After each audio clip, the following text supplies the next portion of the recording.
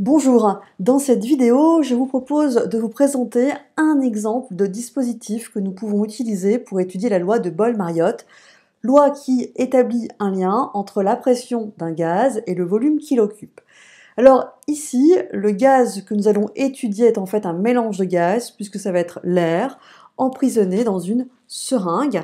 Cette seringue a des graduations qui permettent de mesurer le volume occupé par l'air, l'unité étant ici en millilitres. Je vous rappelle que 1 millilitre correspond à 1 centimètre cube. Alors je vous propose aussi de mettre l'index, par exemple on va repérer la partie supérieure d'index sur 50, et donc on considère que l'air dans cette seringue est à la même pression que la pression autour de la seringue, c'est la pression de la pièce, autrement dit la pression atmosphérique, que nous allons considérer d'une manière un petit peu approximative égale à 1 bar. 1 bar, c'est-à-dire 10 puissance 5 pascal. Pour mesurer donc le volume de gaz occupé donc dans la seringue, d'air dans la seringue, on a donc les graduations, ici, en millilitres. Pour mesurer la pression correspondante, nous allons relier l'embout ici de ce tuyau qui relie la seringue à un capteur de pression. Ce capteur de pression va être lui-même relié via cette connectique à un microcontrôleur. Alors un microcontrôleur, je vous rappelle sommairement, mesure des tensions. En l'occurrence, cet appareil, donc c'est un exemple de microcontrôleur, il y en existe plein d'autres marques. Le microcontrôleur que nous allons utiliser va mesurer la tension aux bornes du capteur de pression, et cette tension va être proportionnelle à la pression de l'air dans la seringue. Vous l'avez compris, la connectique de ce modèle de capteur n'est pas compatible directement avec celle du microcontrôleur utilisé.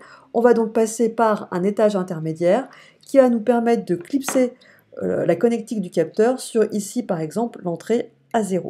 Alors cette valeur A0 sera son importance quand on va s'intéresser au programme. Il ne nous reste plus qu'à assembler donc les deux dispositifs, le microcontrôleur et l'étage intermédiaire. Donc ici, on a de l'air, en l'occurrence 50 ml d'air, à la pression atmosphérique reliée à notre capteur de pression. Alors, faisons un petit zoom maintenant sur notre programme, sur le programme.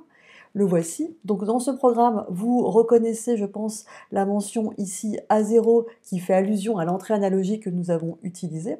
Et puis ici, donc, on définit une variable tension qui va être une variable décimale, d'où le float, donc qui permet de faire une conversion donc de la valeur récupérée pour pouvoir donc faire un affichage ici dans la valeur qui nous intéresse, ici en volts. Alors, pour cela, donc j'ai mentionné 3 petites lignes qui sont intéressantes. La première, c'est d'écrire sur un moniteur série, serial print, donc ce sera en fait une autre fenêtre, écrire l'expression la tension vaut U égale, suivi de la valeur de la variable tension que nous avons définie précédemment, suivi de l'unité volt. Notez que le ln à la fin de print veut juste dire d'aller à la ligne.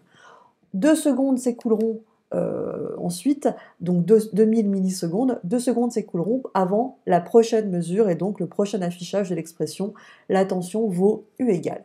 Je vous rappelle qu'il faut compiler votre programme avant de le téléverser dans la carte, ici dans le microcontrôleur. Ici, on demande un affichage sur un moniteur série qui va donc s'activer ici grâce à la petite loupe. D'accord? Donc je vais vous proposer un affichage double à la fois du programme et du moniteur série. Et après, je vais grossir l'affichage du moniteur série. Téléversons le programme. Voilà. Et la tension apparaît donc sur le moniteur série, qu'on va donc agrandir. Voici. Alors là, qu'est-ce qu'on peut en déduire? On peut déduire qu'on a une tension de 0,80 volts pour une pression qui correspond à la pression atmosphérique. Alors ce qu'on va faire, on va juste vérifier que le dispositif fonctionne bien, à savoir si je diminue le volume de gaz d'air dans la seringue, logiquement la pression augmente, et comme on indique que la tension mesurée aux bornes du capteur est proportionnelle à la pression de l'air dans la seringue, on est censé donc voir logiquement une augmentation également de la tension. Vérifions que le dispositif est cohérent. Je diminue le volume, j'augmente la pression, on voit bien que la tension augmente. Alors, avant de pouvoir utiliser directement ce dispositif, ce qu'on va faire, c'est qu'on va modifier le programme pour que celui-ci affiche la valeur de la pression. Ce sera l'enjeu de notre vidéo.